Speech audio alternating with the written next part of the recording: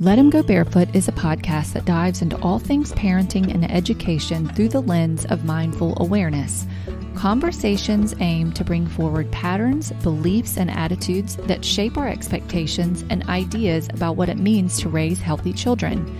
With a blend of science, ancient wisdom, and intuition, we will explore ways to support, nurture, and connect with our growing children while also nurturing and expanding ourselves. I am grateful you are here.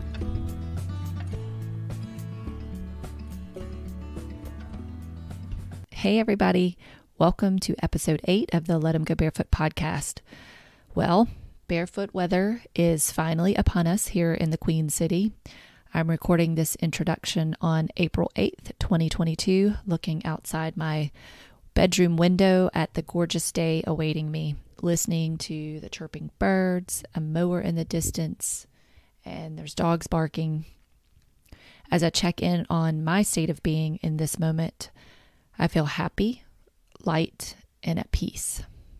Putting together these episodes is an activity that truly brings me joy, and for the next hour, I believe you will feel joy as you listen to my next guest, Isabelle Robledo, talk about her life experiences and her passion for helping others get to know themselves better. When Isabelle reached out to me about coming on the show, I did not think twice. I follow her on Instagram and love the content she shares. Plus, it is wonderful to watch how self-directed education plays out in the later teen years. Isabelle beams with enthusiasm for life and excitement for the work she does. It is impossible, I think, not to be positively affected by her and swept up in her orbit. We talk about what mindfulness is, what it is not, and how it can benefit us all. We dig into Enneagrams and how they can be used to support and guide us on our journey. She even guesses my number, which completely cracked me up. But as an update to the story, I took a second Enneagram quiz from a different site this week. So it's been several weeks now since I talked to her, and I got a different number, a 5. So I think this speaks to what she says about reading through the graphics that she created and shares on her site so that you can type yourself more accurately. If you're like me and enjoy getting into the nitty-gritty of our personalities and exploring what makes us tick, I think you're really going to love this chat. Here is my conversation with Isabelle Robledo, the creator of Making Mindfulness Fun. Hello, my name is Isabelle Robledo. I'm 18 years old and I'm a blogger, YouTuber, and coach. I teach people to understand who they are using astrology, Enneagram, and the MBTI. Specifically, the Enneagram and natal charts right now are my specialty. Now, the reason I got into this work is all goes back to 7 years ago when my family of 7 and I decided to ditch conformity and move into a 30-foot Class C. For us, we seem to want something different out of life. My mom, we lived in this beachfront house. My mom decided that this is just not what I want. I rarely see my kids. I want to be outdoors. So we just decided to sell our couch, sell all the useless paintings on the wall, sell all the things we didn't use, and move into a small RV so that we could travel the world, be closer, and experience life more. And so for 7 years, I've been traveling the world full time in an RV that is extremely small. If you can't picture 30 feet, it's about the size of probably your average kitchen with 7 people. And I've been traveling the world in search of surfing, hiking, rock climbing, mountain biking, any epic adventures that we could find, because that is what we loved. We valued adventure. And we spent 7 years chasing this and not doing the normal schooling, not even doing homeschooling, because I grew up homeschooled my entire life. But slowly, as I started traveling the world more, my homeschooling became more and more unschooling. And I was given more free rein. My mom gave me one rule, which is just pursue something you're passionate about. And that advice stuck with me for the rest of my life, and it continues to. So at the time through my travels, at first my passions and interests were just maybe drawing, reading, which were okay. And then one day I was sitting in New Zealand overlooking this beautiful beach in this Airbnb, and I see this thing called the MBTI, known as the Myers-Briggs Type Indicator. And it was this personality typing system that told me all about who I was, why I acted the way I did. And I did mistype for the first part, but I was just so intrigued by this whole area of psychology that I never thought to look into before. And I thought, wow, there's a reason for why people are the way they are. There's a reason for why I am the way they are. There's 16 types. For me, it was just such a clear way of looking at the world as someone who just wanted to understand it all. And so that started my whole discovery of psychology and looking into personality typing. And a couple of years later, when I was 15, I discovered the Enneagram. And I thought the Myers-Briggs was cool, but then I discovered the Enneagram, and I was even more mind blown and a little hurt because I discovered that I was the type 9, and it really brought out a lot of those inner wounds. And then later I discovered the natal chart a few years later, and it was a bit overwhelming, to say the least, with 10 pages worth of information about myself based on the stars. But then I rediscovered it and re-looked into it a few years later, and I was mind blown yet again at the depth of my being. So I really became interested in psychology through my years of travels, and not only psychology, but I was learning to be mindful at the same time, because living an unschooled lifestyle, traveling the world, sitting on the beach in Portugal, and then go climbing the mountains in Spain, and then going to the surf, seeing surf in France, it really makes it so that you can't see the world as something that's just black and white and simple. You become aware of everything going on around you. So I became aware of this sense of mindfulness for the world and awareness for myself. As I learned about typology and was traveling the world at the same time, I just brought so much awareness to my being. I was like, wow, look at this beautiful ocean that is just unlike anything I've ever seen. I didn't know this could exist. I was just unaware of its existence, and it brought me so much. And then I'd be climbing the rock faces in Spain thinking, I'm going to die. I'm going to fall 100 feet. And I noticed that thought and thought, oh, what's that? And then became my mindfulness practice. I became mindful everywhere I went. Really, just because I got to live this unschooling lifestyle, it made it so I could go into those thoughts. And I became aware of a world that has now become my life. Because after I learned all about this psychology and became aware of mindfulness, when it became my passion to pursue these things, to understand myself, when self-growth became important for me, it was 2020 when I decided that I needed to share it with others. Because in case you guys didn't notice, 2020 was a little bit of a weird year. Just a little. Yeah. And we were seeing specifically, I was already unschooled or homeschooled. And so I didn't experience this. I was already doing stuff online and learning online and detached from people. But a lot of kids were suffering or having a lot of trouble with online schooling. And so my mom said to me, you should run a kids mindfulness course. And I was like, what? I'm not a teacher. I can't do that. But still, a few months later, I saw myself on my first call talking to kids about mindfulness, and it went great. I ran a whole course for kids at 16 about how to become self-aware and how to be mindful so that they can feel better every day and deal with the struggles of working online. And that's from then on, I just kept that as my business for my entire life. Every day I've spent building my brand, making mindfulness fun to teach kids, teach teens, and teach everyone of all ages, families, kids, partners, people in relationships, how to be mindful and how to understand themselves using personality typing. Because once we understand this about ourselves, then everything else in life falls into place easily. Once we have the awareness, we can't go through living life any longer without being aware. And so that's what I do now. I run my brand, Making Mindfulness Fun, where I teach on YouTube and through blogs all about the Enneagram, about astrology, and I do one-on-one coaching for this as well. Okay. Goodness, girl, you have been a busy, busy person. Yep. And I hear it's when I hear you talking about how you found the Myers-Briggs, I kind of giggled to myself because it makes me think about when I was younger. Well, I had magazines, teen magazine to be exact. And within those magazines, there would always be these personality quizzes. Who are you? What kind of person are you? And so now my daughter, who is 15, and my son, who's now 19, but when he was younger, he would take these different tests online as well. And I think all of us are built to know ourselves more and better. And you would think it would be just so natural. We are living in these bodies. We have these minds that we carry around. We are interacting in the world and we think that we know ourselves. But sometimes we are very unconscious about the way that we behave and the way we feel. And we don't even understand why we may react the way we do to certain circumstances or situations or people. And what I know from my personal experience, but I would love for you to go into and explain more from your perspective and what you've had experience with, is what is mindfulness? What does it mean? How is it beneficial to the individual? And then how can it be beneficial to the collective? Right. So good question, because mindfulness is like become the word that you see on the front of yoga journal or magazines in Walmart.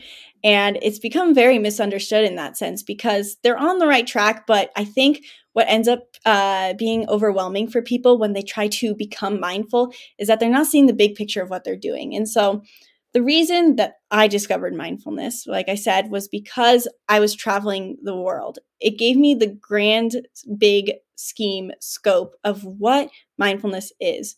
And mindfulness at its core, by definition, is the state or quality of being mindful. What does that exactly mean, though? All mindfulness is practicing awareness, becoming aware of what is happening both outside of you and what is happening internally. That's all it is. It's all about becoming aware, like the word common sense or consciousness or being conscious or self-conscious. It's all awareness. It's all a form of being mindful in the end.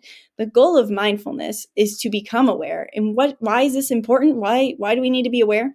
Well, for one, by becoming aware, mindful of the external, time slows down, we become more appreciative, and we become more grateful. And I experienced that in my travels because we did not travel in luxury at all. And I would be, the electricity, we never had running electricity in our RV. And we broke the pipelines also in our RV, so we had no running water. And we have to, and if you're familiar with RVs, you have to dump all of your waste at some point. So, and then we also didn't have, we didn't have any running appliances at all. I mean, not even like our own space or comfort. So we didn't get showers most nights. We didn't get laundry. The point is, we didn't have comfort. And it would be very, very uncomfortable some days, of course. Like, who wouldn't be uncomfortable in that? And mindfulness is what helped me become aware and stay grateful in that moment. Because while I didn't have running water or electricity, I could have been just so annoyed that my phone wasn't charged, so I couldn't take selfies and go on Snapchat. But instead, I was realizing, oh my gosh, I'm sitting in Alaska right now, overlooking this beautiful lake, and there's mountains higher than I can even imagine. I'm experiencing cold weather for the first time. This is incredible. So mindfulness was the key there. It taught me to be aware of what was happening around me and look at the positive. And that really made me a more grateful person. And it also made me more aware of the opportunities I have that other people don't, which in turn made me more motivated. When I went to Bali, I was so shocked that some people didn't have the privileges or the opportunities or the comforts that we have here in the States. And so I really was a wake-up call for me to be like, okay, I have opportunities others will never have. So I need to make the most of it and I need to do something with it. Mindfulness really in the external taught me so much about making me a better person, making me feel better, making me more grateful, and making me more motivated. But on the other hand, the part that is often overlooked of mindfulness is the internal mindfulness. Because if you look in magazines often, it's great that we're catching on to this, but there's a whole area that we're missing where if you go see a magazine in a store, it'll talk about mindfulness and it'll tell you to notice what you can see. What can you hear? What can you smell? What can you see what that is red? And so it's trying to get you to pay attention to the external, and that is great. But we don't realize as a society that our entire perception of reality, everything we see, everything we think, is controlled by our internal perception. It's controlled by our mind. So our life is only as good as we think it's good. Our life is only as bad as we think it's bad. Everything that we experience is made within us first. It is controlled by our mind. So we can practice mindfulness and be aware of everything around you, but eventually we have to learn to go within and notice our thoughts. And that's what the whole self-development part's all about. Becoming mindful of your feelings, becoming mindful of your thoughts, becoming mindful of your thought patterns. There's so many ways that you can go deep into this, and the levels of self-awareness will never end, which is why it's a way of being, because mindfulness too is often seems like something that we practice in short amounts and then we finish with. And that's why what people end up doing, I notice, when they try to get into mindfulness, they try to go all out and do all the practices, meditate, yoga, and they get burnt out because it's just hard to be mindful. It's hard to be self-aware all the time. It's hard to be constantly vigilant of everything going on. And so they end up burning out.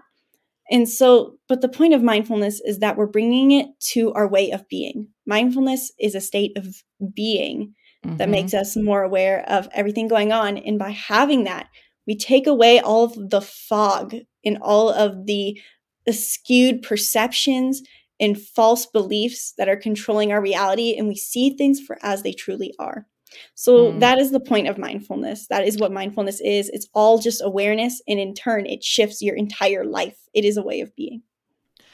Great. And I will say, I will add on to that I know it's about non-judgment too, and equanimity. So it's about when your thoughts come, it's not in order for you to analyze your thoughts or to try to figure out exactly where they're coming or if they're good or bad or naming them in that way. It's more, oh, that thought popped up. What is that about? It's about being curious. And that piece of mindfulness, like you were saying, though, it's almost like when things become trendy or a lot of people start talking about something similarly, it becomes almost watered down a bit because people want to participate in it, but they don't necessarily want to invest in it. And if you invest in mindfulness, it requires some energy on your part, right? Like you have to accept that part of being mindfulness is also looking within, like you were saying. And I do appreciate that you've made that distinction, because while the external is important because we're constantly being flooded with external stimulus, the way that we handle that external stimulus is all within ourselves. And the fact that you were able to start this program with I'm assuming it's teenagers. So I was going to ask you to elaborate a little bit on that class or the first course that you did during the pandemic, and maybe how some of the things you were able to share with those who participated can then be spread out even and utilized today for anybody who's listening. What are some ways that we can take the stressful experiences that are happening externally that a lot of us are going through together similarly, that we can not take it personally as much as possible and try to make the best of it despite it being difficult?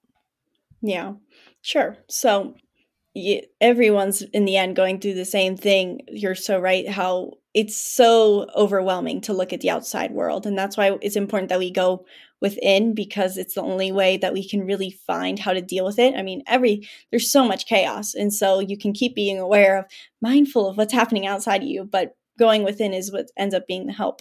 So that course that I ran back in 2020 was actually for kids, I think, age 8 to 13. I tried running a teens class the next year, but I didn't get much interest. I think that's mainly because there's a stigma now, because mindfulness has become so generalized. It seems like something that's not going to help them, and teens really who are suffering want real help. And it could have been any other reason, but that class was for kids specifically, not so much for teens. But the practices that I taught them were the same things that I teach to adults. They're the same things I teach to people of all ages, because it's all what we have to be doing in the end. After all, my business is called Making Mindfulness Fun. And that is the point behind this course, was not to make it so that kids are sitting still. Kids don't want to sit still and say, okay, you have to be quiet now, and you're going to notice your thoughts, and we're going to sit here for 10 minutes, and then we're going to chant. You're going to love it. So kids want to have fun. And so mindfulness too. Mindfulness isn't just meditation. Mindfulness is not just yoga. Mindfulness is not breath work. Mindfulness is not journaling. Mindfulness is not one thing. And that's another stigma around mindfulness that I see often, is that, oh, well, if I want to be mindful, I have to journal. No, actually you don't, because mindfulness is just awareness. So in this course, what I had done with kids was I was taking all the things that I would do on a normal basis and things that I grew up doing, and helping them practice awareness through it. So for like the first class, one of my favorite things to do is a hot cocoa meditation, because what child doesn't love hot chocolate? All you have to do is my language. That is, yes, that's so amazing. And I still do this one now. Like, it's a perfect practice, and it's so simple. And as much as meditation isn't the only way to practice mindfulness, I think it's really important for kids to do, because if they can learn to practice sitting in stillness and abstaining from any stimulus, it's really powerful for them. You're giving them a really strong life tool. So this is a hot chocolate meditation. All you do is I would have them hold a hot chocolate first class. And they were all kind of hesitant at first. You could feel they were a little antsy. They didn't want to be there. Some kids were a little calmer, I will admit. Some more introverted kids were happy to be there. But some kids were just running crazy. And I was like, okay, just hold your hot chocolate. Who wants to drink their hot chocolate, guys? Like, let's sit down. Let's do this. Now, before you drink it, I'm challenging you. I want you to notice the smells. I'm challenging you to notice the smells. Yeah. Now, what can you feel in your mug? Is it hot? Is it cold? What is the textures? Now take a sip. What can you taste? Now I challenge you to not take a huge sip. Can you take a small sip? And that is the simplest form of mindfulness for kids. After that, they were so much calmer after, and they were happy. They didn't feel antsy. They enjoyed the practice because it was a way of making it fun. And so for the rest of the course, I was doing mini meditations like that. Some were gratitude meditations where I'd have them think of things they're grateful for. Some were anger meditations where I'd make them do movements to release anger with heavy breathing and moving their fists. There was also a lot of those things outside of meditation. There was some yoga, because movement is so important for kids, and that would be in small bursts. And most importantly, though, I would always create a creative mindfulness activity for them. So there's some days it'd be a gratitude tree where they cut out leaves and they write the things they're grateful for. Some days it would be that they have to walk around the room holding a balloon and make sure it doesn't seal, because it teaches them how they repress things. So it was the whole course was teaching them how to make mindfulness part of their everyday life. And also giving them free rein to express themselves. So slowly, as we got more comfortable in the class, kids would talk more. I had one child who was deathly shy at first. And at the end, she was saying, I think I noticed how when you did this meditation, I was really repressing a lot of anger that I was using as it was defending me, though, from my brother, who makes me feel really hurt in the end. I was just mind blown, because these kids are learning a lot through these simple practices, and that's all we have to do. So in the end, the course was about just mini meditations, yoga, and creative exercises. Well, and it's very powerful language, because we forget that our children don't have the tools necessary to express themselves until they have time to have those feelings, have those emotions, and have modeling behavior. And there's plenty of adults who are raising children who were never modeled those behaviors either, and they're still working through their emotions and trying to recognize how they feel and why they feel a certain way. And so when you're able to give language to children as early as you were able to, it's a very powerful, empowering thing. And I've seen it in my own children because of the way that I work with them through their emotions and experiences. And over the years, because I've been a teacher in a public school and a private school. I've worked in preschools. So I've been with children and worked with children for, a couple of decades, multiple decades. And that is, for me, for sure, one of the most powerful things is when you are able to teach them how to recognize how they're feeling and then how to express it, but also to own their feelings and not to necessarily say that it's somebody else is giving them that feeling. It's more like, I'm having an emotional experience and it's rising up in me. This is how it feels. I'm noticing, and now you can start working towards a resolution if it's necessary. And that's very powerful. And it translates well to families and to people of all ages. And there's plenty that parents can pick up from this language as well when they're working with their own children, instead of blaming or having this shame that's attached to feelings. It's more of a, I'm noticing when this situation takes place, you get very upset, or I see you get angry when blah blah blah, and then that way everybody can kind of take a breath and say, yeah, you're right. So let's figure out how we can work through this in order for you to get to where you need to be successfully and with comfort and feeling safe, and all those different pieces that help us coexist more peacefully. Right. And like in the end, we are, as human beings, what makes us human is our emotions, I feel like. And it's when we go to practice mindfulness, we can get caught up in the thoughts, but really in the end, we're trying to consolidate and heal the emotions. We are emotional beings. And so in the end, whatever you're trying to do with mindfulness, all we're trying to do is heal that emotion. And it's hard, yet you're so right with the kids, is that we're not taught to feel emotions and then let them go. And more and more as mindfulness is rising, as especially the mental health industry for teens, I see a lot, is that we've gone so long with repressing emotions entirely that now feeling emotions at all is this new thing that we feel we should do.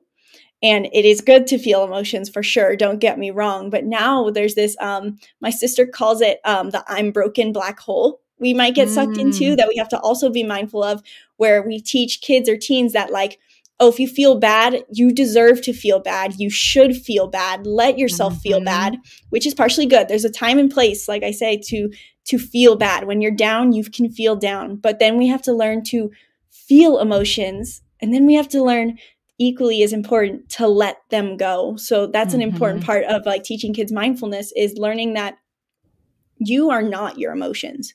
Your emotions are an important part of you. So feel them, tell me what you're feeling, or express what you're feeling, whether it's anger or joy or sadness. Now, how can we heal this, and how can we let it go? Because you don't need to hold on to it. I think that is such an important point to make, because we are living in a time of this extreme connectivity and the ability to share our opinions and feelings and emotions in a nanosecond. And that allows for a lot of things to come out that might have been better if they just took a breath and said, let me not say anything for a few minutes. My emotions are high, but are they accurate? Right? Like there's a difference. And I think people, when you spend too much time saying, speak everything, feel everything, talk about everything, you're not discerning the difference between something being helpful and something being hurtful. And I don't mean hurtful necessarily to another person. I mean hurtful to yourself. Right. And so the idea that we need to be able to work through our emotions is absolutely important, but you don't need to let your emotions run you. And I do feel like your sister's right. There is a place where it's like, to be in that space of hurt and pain and victimhood is where I want to stay, because I'm feeling I'm getting something from it, but I'm not moving forward. So it's moving through your emotions versus sitting in them. Right. You have to think of it like a river, right? Like you're letting the river flow through you. Well, so we've been talking about being aware of our emotions and how mindfulness helps. And I do want to talk about this piece a little bit, because the idea that in order to be mindful, I'm going to push back a little bit on the idea that everybody can do it. And the reason is for this one point is that when you are in what I consider the fight, flight, or freeze, there's trauma or there's some sort of intense situation unfolding, sometimes mindfulness is like what you do when you're maybe more calm. So have you found, or have you heard, or do you think that people can pull in some tools of mindfulness in those situations? Or do you feel like maybe those situations are a little too intense and maybe you have to pay attention to those survival instincts first, and then later look at it in a more mindful way? This is a really good question. So we are naturally, I get what you're saying about the whole fight or flight. Are we supposed to, if we're being chased by a mountain lion, be like, okay, notice my breath? Yeah. So the answer to that shortly is no. There's a time for rest and there's a time for fight or flight. So for example, we have a parasympathetic and a sympathetic nervous system. The parasympathetic is our non-stress state. It is what we do when we want to calm down, digest, and rest. And then we have the sympathetic nervous state, which is all about our stress. It's our fight or flight. And both come in handy. One keeps us rested, one keeps us safe. And there's a place for the sympathetic nervous system. We all need to get stressed at some point. Stress is not bad. Every day I'm either doing an intense workout, I'm going snowboarding where I'm having to make sure I'm not running any risks of being hurt. I'm going rock climbing and making sure that no rocks are going to fall out and that I'm not going to hit the ground. I'm going hiking on sheer cliffs. There's a place for that stress and there's a healthy version. But as a society, we've gotten taught to stay in that stress state. We're taught that stress is good, hustling is good, being in the grind is good. And we don't even notice that we're stressed because being stressed isn't always rubbing hands, running from one place to another. It's the absence of relaxation. And we don't even notice that we're so stressed so often. And as far as is there a place? So we end up getting caught up in this stress, and you don't need to be mindful while you're in the stress states, but you do have to come back to it. And what ends up catching people from coming back to it is often we all have trauma.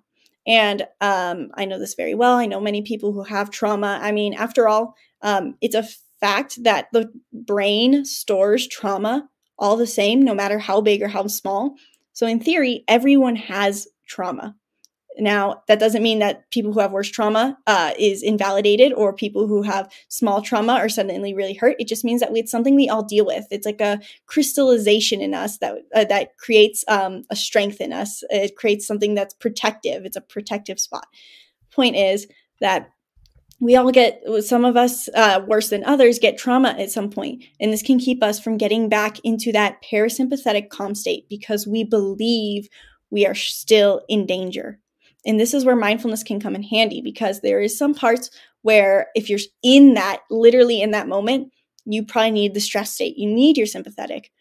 But in order to heal the trauma, in order to get out of it, we all need to get back out of stress and we need mindfulness. So it is going to be harder for some people, for sure, to get back into that mindful state because once you have a trigger like that, it's going to be hard to tell yourself that you're safe, that you can calm down, that you deserve rest.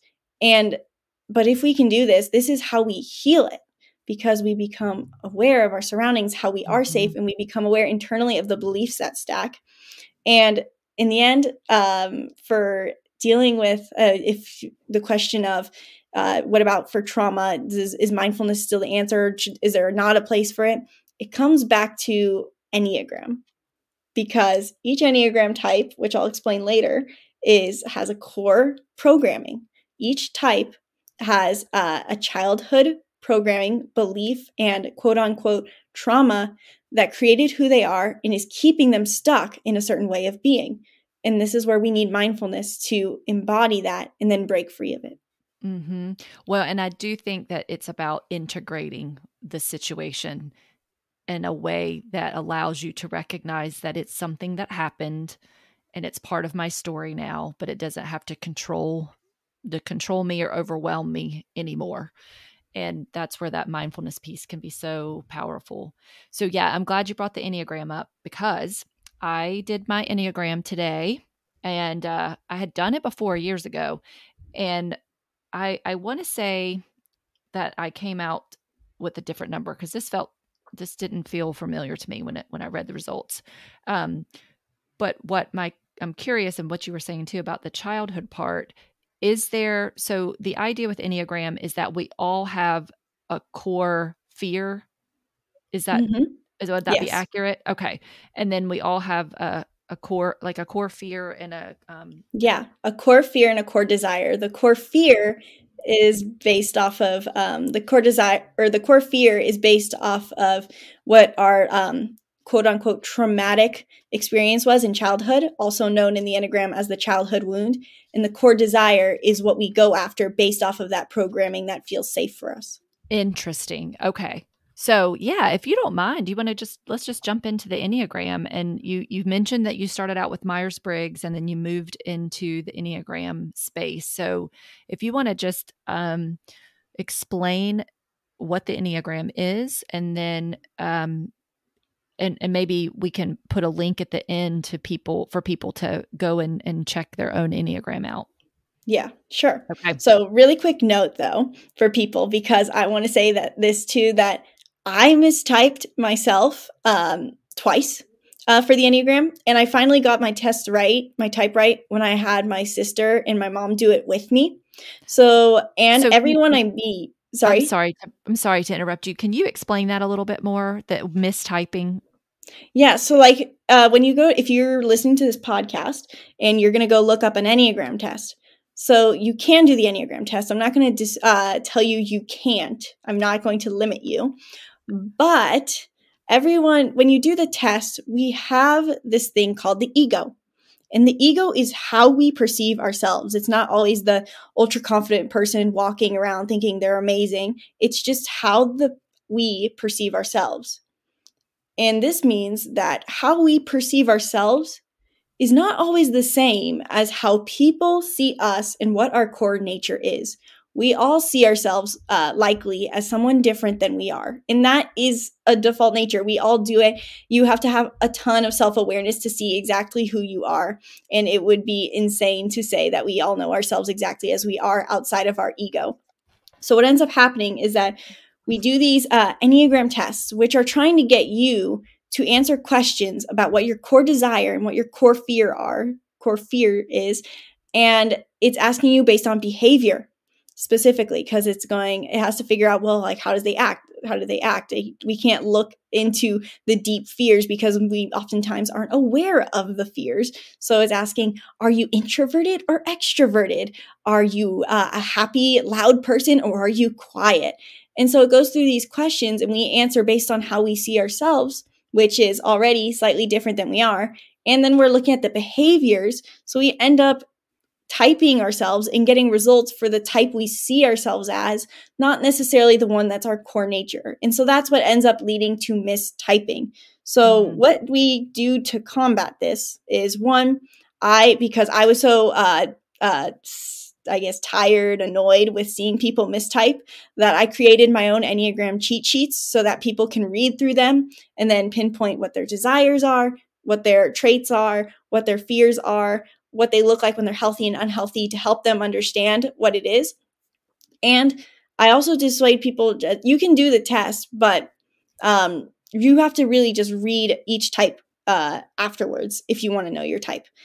So some of the most common mistypes I see are Enneagram 6s thinking they're Enneagram 8s, which are very similar types, but the core desire is so different. Type 6s tend to see themselves as the challenger, type 8, who wants intensity, when really they are a 6 whose core desire is loyalty. And then there's also a mistype between 4s, 5s, and 9s. Often people who test as 5s tend to be 9s. And people sometimes who can't tell if they're a 4 or a 9 might be more of a 4. So those are some of the most common mistypes. Oh, and type 2s and type 9s are really similar. So it can be really hard. So in the end, it's just that quizzes can be unreliable. So if you want to know your Enneagram type, you can do the test, but make sure that you have it correctly, because what's going to end up happening is that if we go throughout our life thinking we have a core desire that's not actually our core desire, then we're sidetracking ourselves and we're not living aligned with who we are. So for example, I had tested, I am an Enneagram type 9, which means my core desire is peace and harmony. And you could probably see this from a young age. I didn't, because I perceive myself differently. I'm like the chill person, easy, go with the flow, just wants to lay around and have a good vibes. But I saw myself as the Enneagram 5, which is the investigator. So I saw myself as more analytical, logical, blunt, all in my head and all about the facts more than I actually was. And if I had thought now that I'm a type 5, I would probably be setting myself up for failure so much, because I would think I need way more alone time when in fact I'm a social butterfly. Okay. Okay. Well, and I was going to ask now, because you've already had a lot of life experience. But I will venture to say that I've probably had a few years more as far as your mom is, and your older sister too.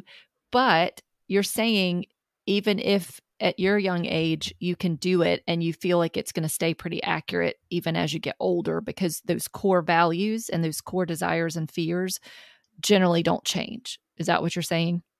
Yes, there is a question always of, does your Enneagram type change? And the answer is frankly no, but you can grow past your Enneagram type. So you might be like, I might be an Enneagram 9. And so the stereotype for Enneagram 9s is that they're lazy, they're tired, they just want to eat potato chips and sit on the couch all day. And it's not that my core desires changed, but now I run a business. I'm challenging myself every day, even though it's my core fear. I am a social. I'm going after things. I'm super driven. That doesn't mean I changed Enneagram types. My core desire is still harmony. And so that never changes. It's if you feel like your Enneagram type changes, it might just be that you mistyped in the first place and you weren't ever aware of your core desire. And this is based off of childhood programming. We form a hardwiring. Our brain needs hardwiring in order to survive. And we form this from ages 0 to 14.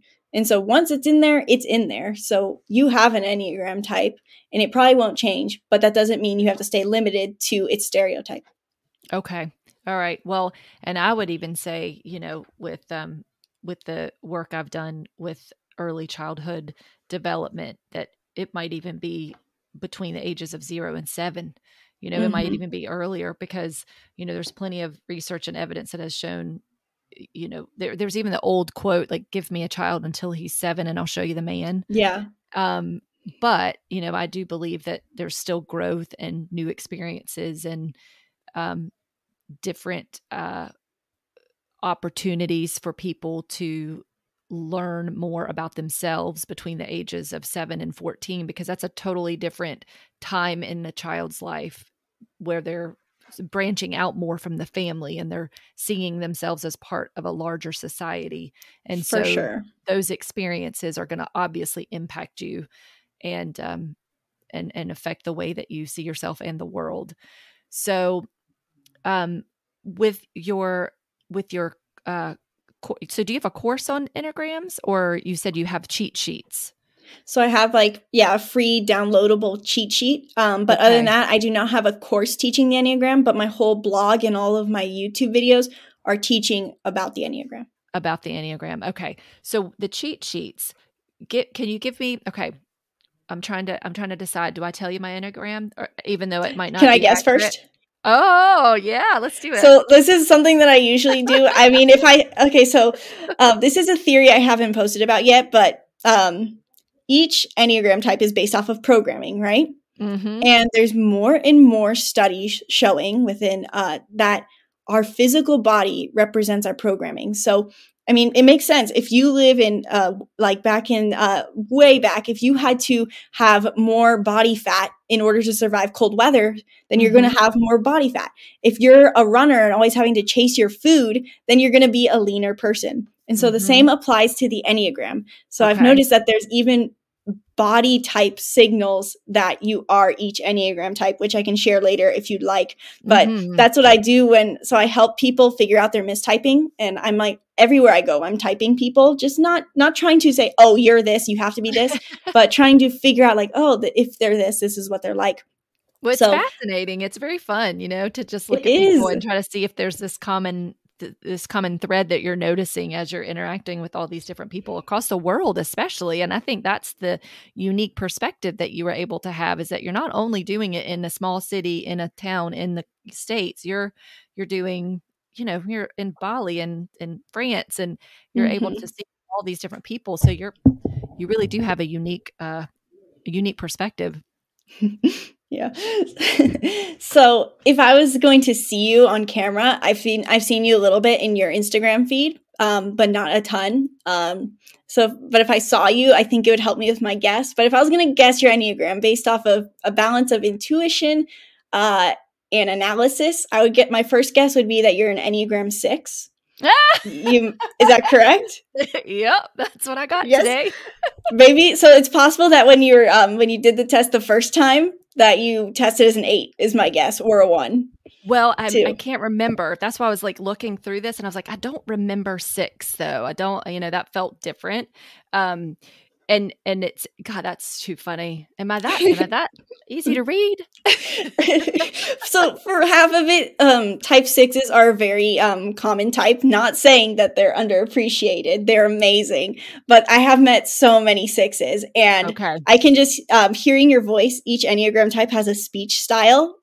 So for mine, you can tell probably with how much I tend to stay to my point but ramble. The type 9's speech style is epic sagas.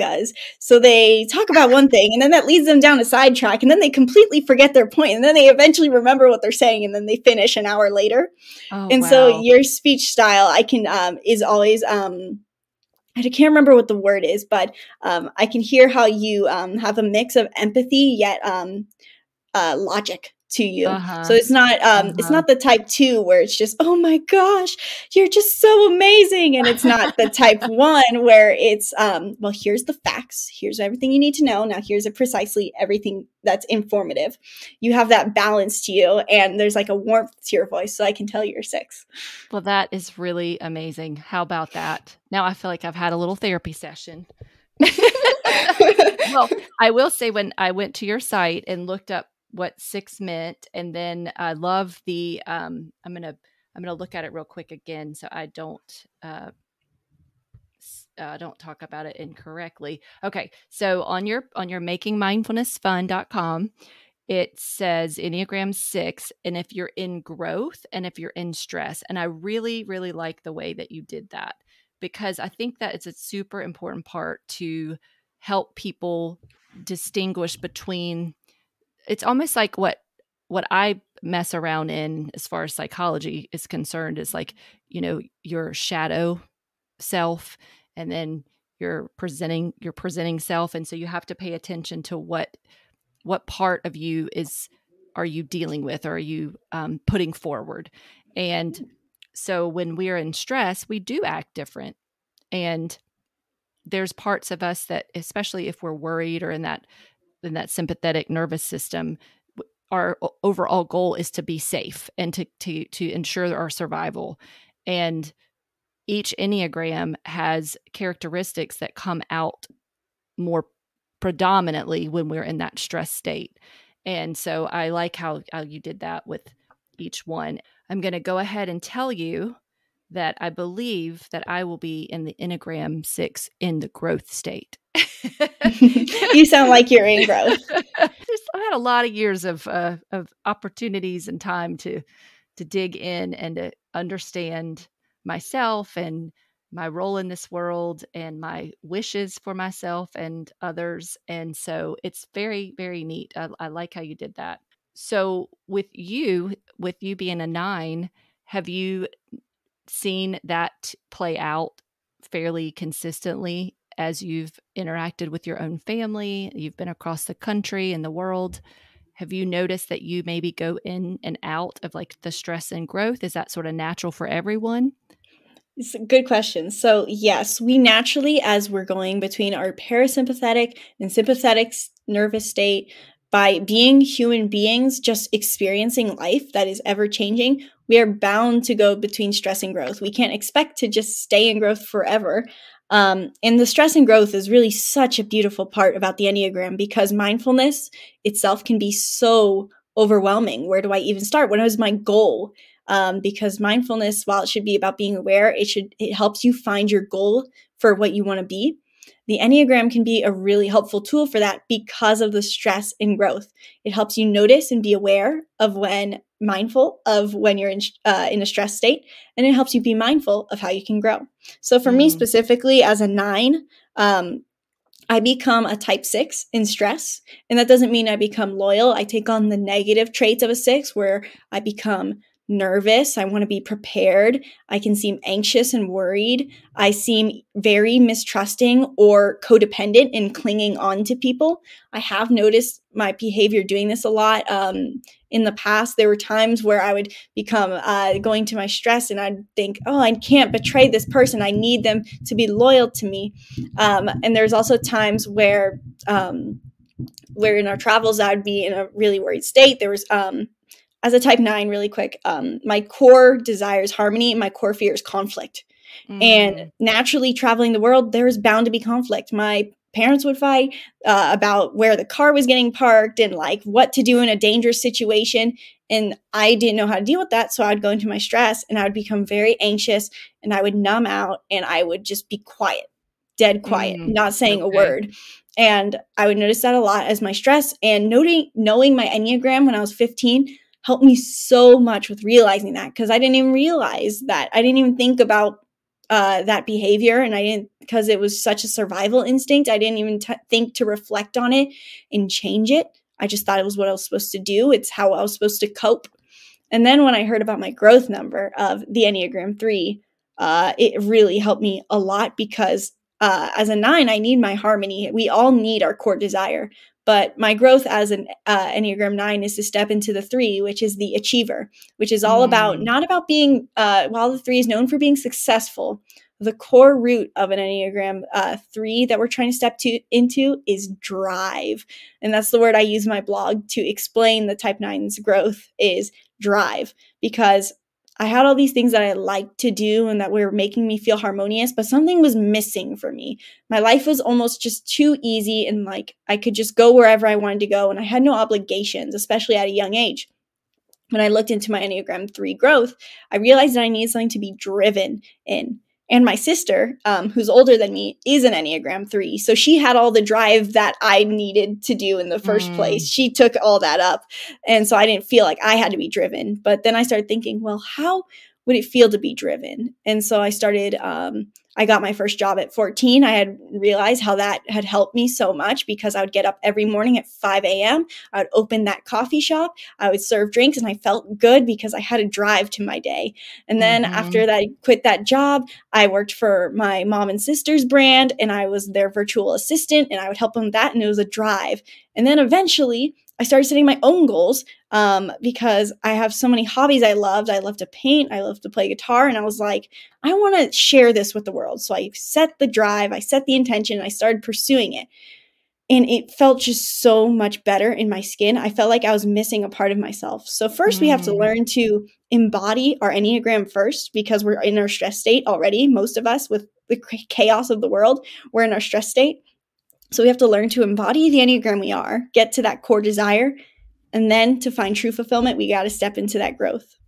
Interesting. No, and I think that's an amazing template for all of us to take and to embody.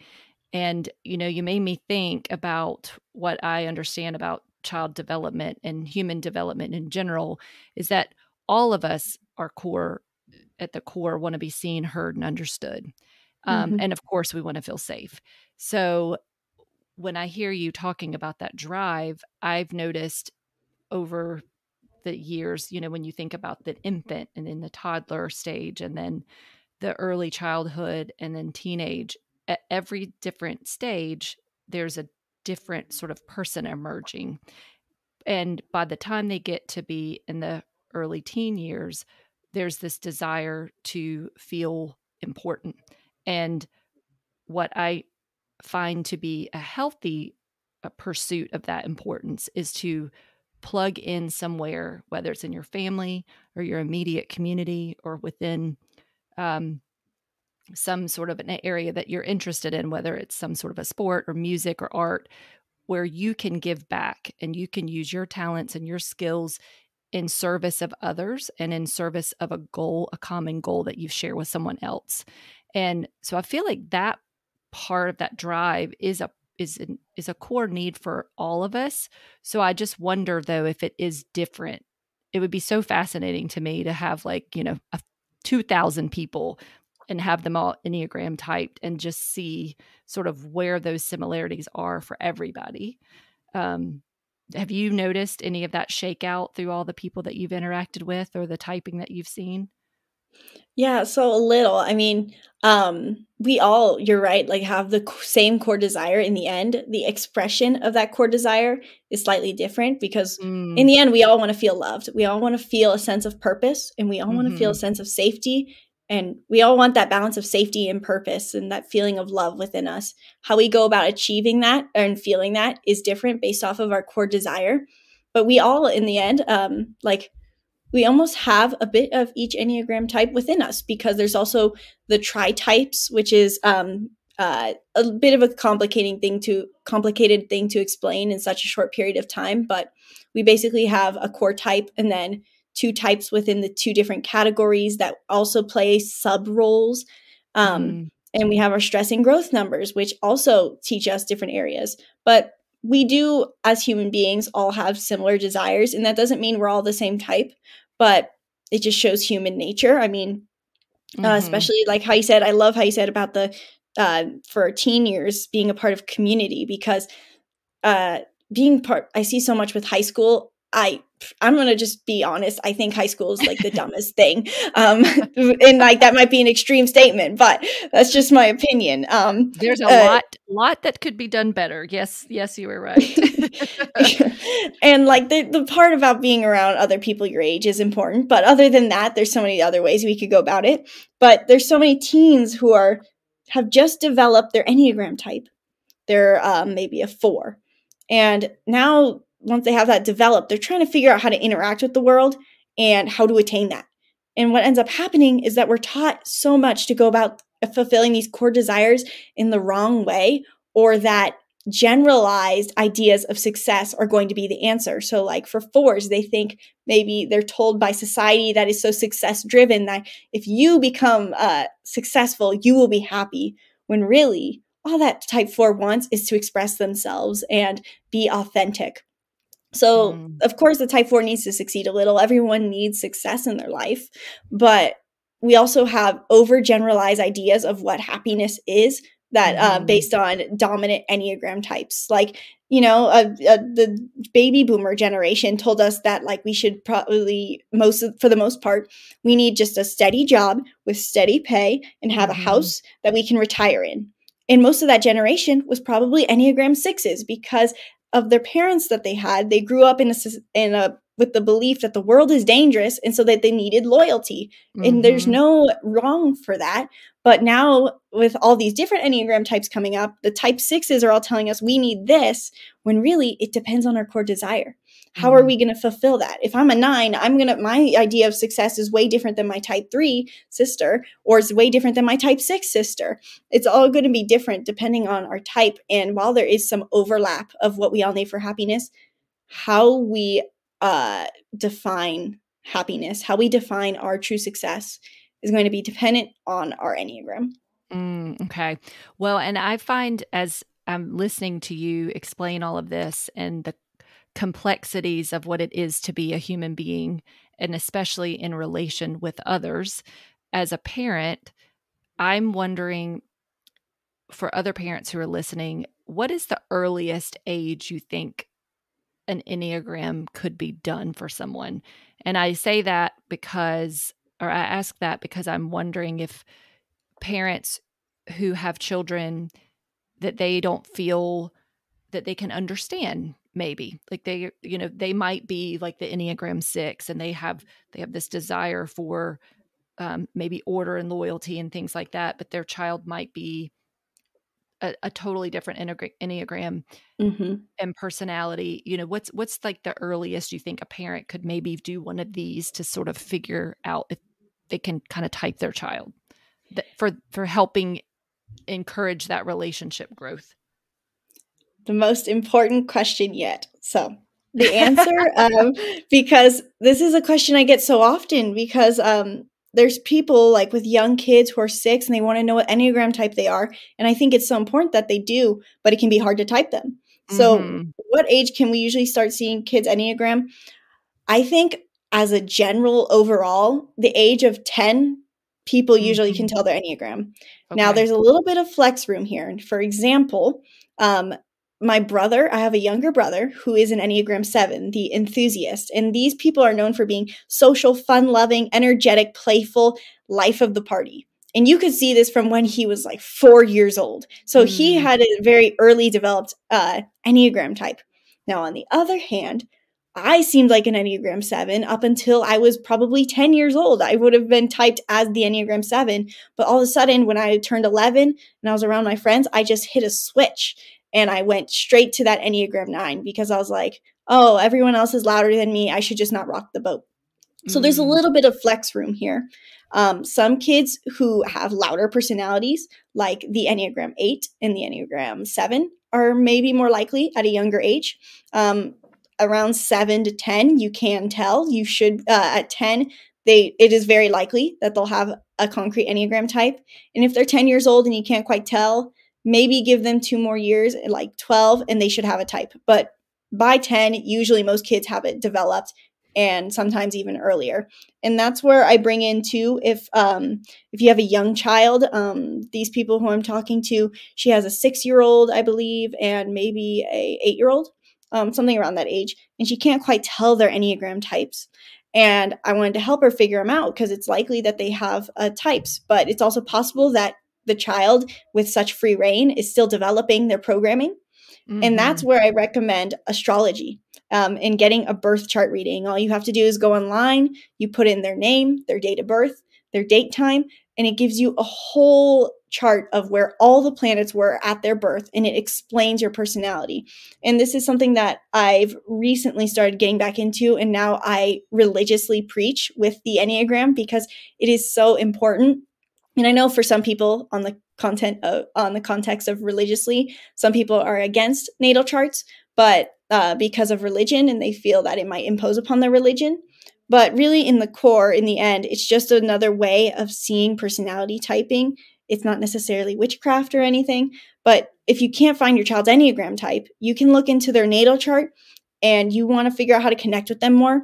You find their Venus sign, and their Venus sign is going to show them how they feel loved. You want to understand what emotions they feel?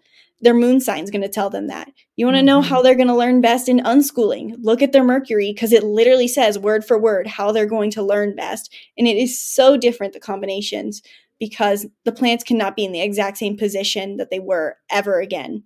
And so each child has a unique birth chart, and looking into it can be extremely helpful if you can't find their Enneagram type. Okay.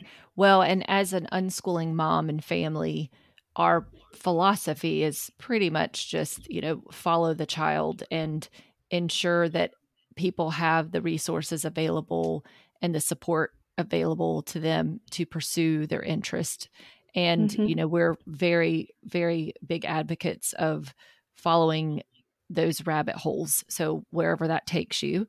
And although I feel that can be used across the board in every family, I find that we have to recognize that the uniqueness of our kids in our own families and also across other families. So even within the same family, you're going to have 2 kids growing up the same exact parents in the same home in the same city who are very different. And that's just because they were born that way. They're born different. Everybody's got their special, unique characteristics. And so I find anything that parents can utilize to help them understand the characteristics and the differences will ensure that they can support them the best possible way. Because like you said, I mean, what my oldest loved early on when he was when he was probably 5, 6, 7-ish, he wanted to know what we were doing every day. So I had to create a calendar and put it on the refrigerator. He's probably 6 too. He might be. And as I'm looking through everything, I'm thinking, there's some similarities here. So he enjoyed looking ahead and seeing what was coming up. He didn't like events being sprung on him. He wanted to mentally prepare for them before he got somewhere. And my daughter, who is 4 years younger, was the life at the party. She was she didn't know a stranger. It was like you want to watch my gymnastics move? Probably a 7. To her brother's complete like horror, like, stop talking to these people. And then interestingly enough, she became, it sort of flipped. So yeah, no, I would love to be able to do this with both of them and have them figure them out. So for anyone listening, where was like a good place for them to start if they would like to figure out an Enneagram? Obviously your website, but would your website take them to an Enneagram test or? So I don't recommend any Enneagram tests on my website because my information is more like, once you figure out one type that you might be, once you do the test, go here to make sure it's correct. Okay. But if you just search free Enneagram test on any browser, you can get any test. The one I like, if I was going to do one, is by Eclectic Energies. Okay. And she has stuff about chakras and stuff as well. She has a good Enneagram test that I think serves well. And I recommend, if you're going to do a test, have someone who knows you well do it with you so that they can almost fact check you on your answers. Fact checkers. Like, no, you're not like that. You're not the outgoing one. Be quiet. Get back to your box. Oh, okay.